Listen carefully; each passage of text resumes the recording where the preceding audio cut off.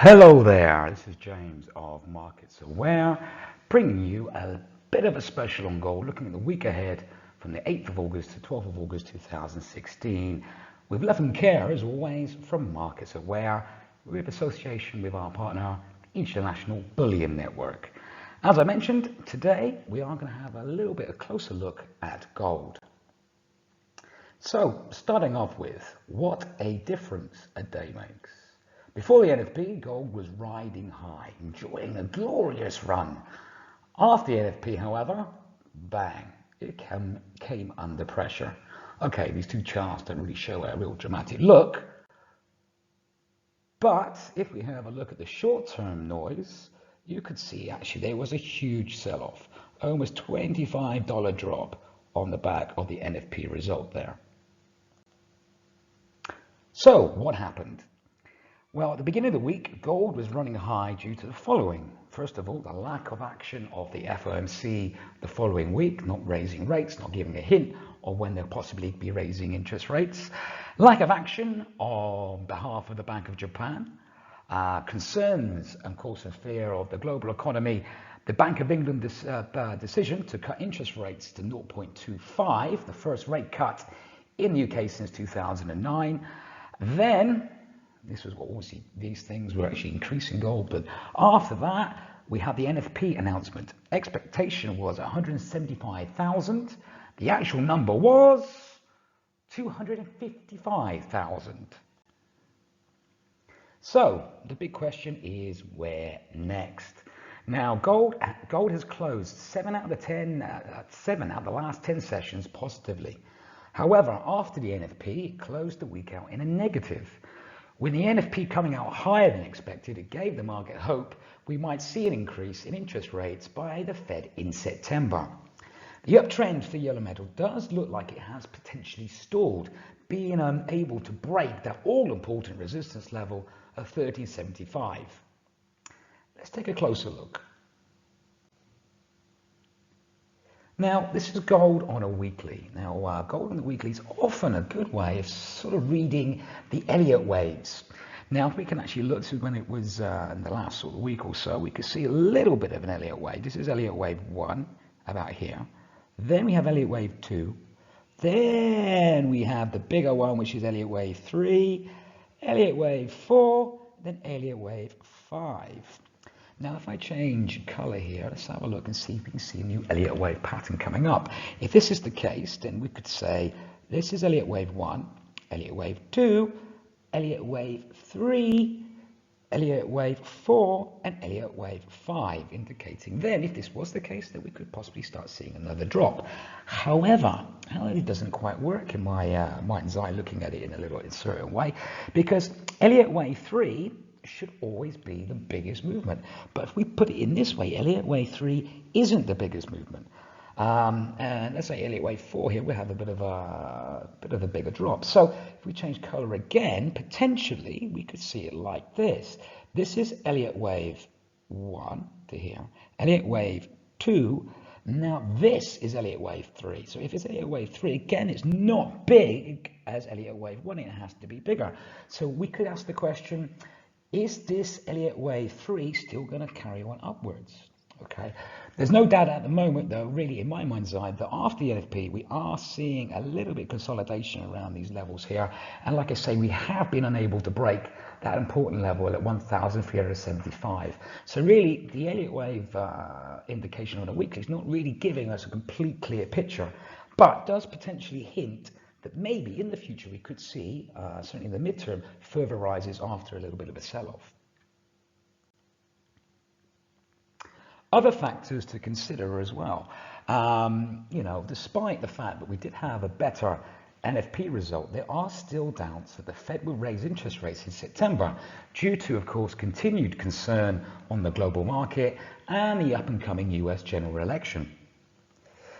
Now, looking at the US election, let's face it, this is probably the scariest US election we've had in decades.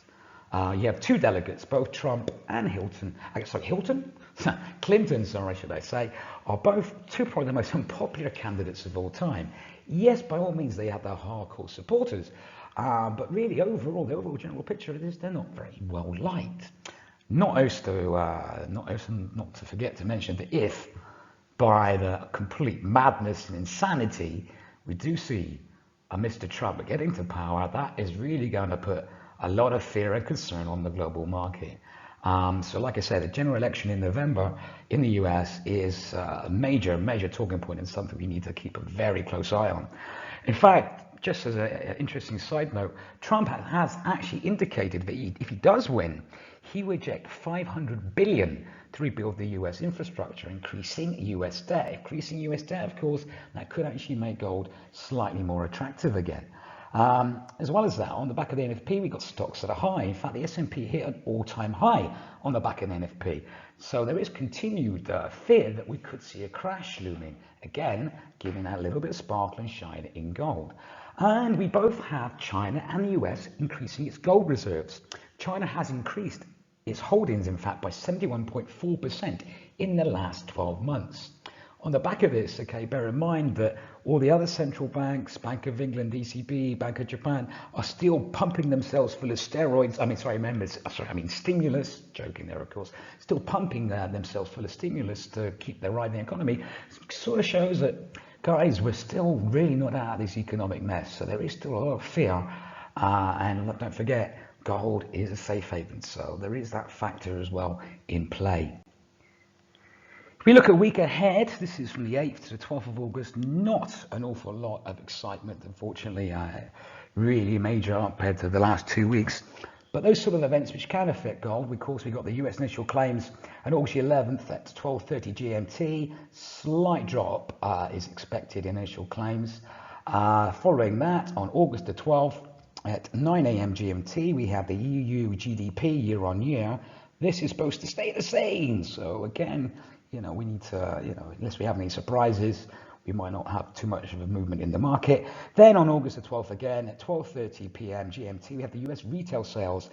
There is expectation that this is going to be slightly lower at 0.4%, opposed to 0.6% previously. So again, this is something, these are really the only real high importance events happening, which could indeed affect the yellow metal. Moving on to the 4-hour chart, looking at some short-term noise here. As you can see, it's pretty dramatic, pretty messy. The standard simple moving average is indicating a possible downtrend now on a 4-hour. It actually also showing itself as a potential resistance at $1,347.93. Bear in mind, quite often in the Asian session, after a sudden drop, after a close, there quite often is not a lot of strength in the Asian session to change direction. So we could see gold continue to sort of come under pressure, unless, of course, obviously something big happens or we have some potential big buyers in the Asian session taking advantage. But usually the pattern is it remains slightly in the direction it closed at. On a daily, this is gold on a daily, you can see a slightly clearer picture here. It slows actually slightly close, slightly under the first potential Bollinger support of $1,338.22. If we do, like I say, continue to see a movement in that direction, the Dow is sort of falling under slightly. The next potential support, according to the Bollinger, is at $1,309.73. The standard moving average, the simple moving average, is also showing a potential support at $1,308.32. So really, these two levels, because they're both quite similar, are quite key, and we're simply keeping an eye on. But bear in mind, remember, if it's staying above the simple moving average, it's still indicating on a daily that we are on a possible uptrend. So we need for it to break for the trend to really change there. On a monthly, okay, again, not really sort of showing us much different than that after the NFP. We have been unable to break really that key resistance there at 1,308.26 cents. That was calling obviously the Fibonacci retracement levels. This really is a key level. We really need this level to break before we can gain any momentum. In fact, as I mentioned previously, this level has held since July 2013. Really, it's the Fed rate decision in September, US election. All these two major events are going to be key for the long term on gold's direction. So we really need these two events to sort of scare the market for us to really break these two levels. There is, of course, now indicating there's a potential fact that we might see a bit of short selling, but again, nobody knows, because if you all knew that for certain, we'd be very, very rich people. But the aforementioned potential supports are key, $1,308. Keep a very close eye on that. There's also some rumors I've read also on the worldwide net, that there is potential buy orders around the $1,300 mark. So that's something we need to watch. That's a wrap for now, as I always say, and also as I always say, this is no way to be taken as advice. This is purely for informative